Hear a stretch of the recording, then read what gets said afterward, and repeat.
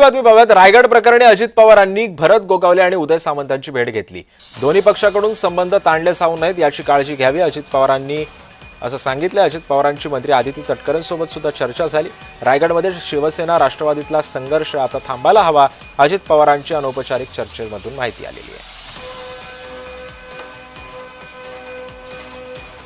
भेट आपली घेतली दादांनी आणि त्यानंतर उदय सामंतांची भेट घेतलेली आहे. आदिती तटकरे यांना देखील समजावून सांगण्यात आल्याचं कळतंय. कितपत खरं? नाही असं काय नाही. काल आम्ही सभागृहामध्ये होतो तेव्हा उदय सामंत, मी, दादा आमची आपली चर्चा चालली. त्यावरती मग दादा बोलले आणि त्याच्यामुळे त्यांनी ती प्रतिक्रिया दिली असेल असं मला वाटतं. आता अजित पवारांकडनं एक पाऊल पुढे जाताना पाहायला मिळतं, तसं सेनेकडनं देखील एक पाऊल पुढे. दादाकडनं एक पाऊल पुढे जाताना दिसत असेल तर आमची 2 पावलं पुढे असतील हे तुम्हाला आम्ही सांगतो. कारण काय आलंय, आम्हालाही हौस नाही आहे की वादविवाद करून राजकारण करायचं, संघर्ष करून, परंतु प्रत्येकाने समजून घेणं गरजेचं आहे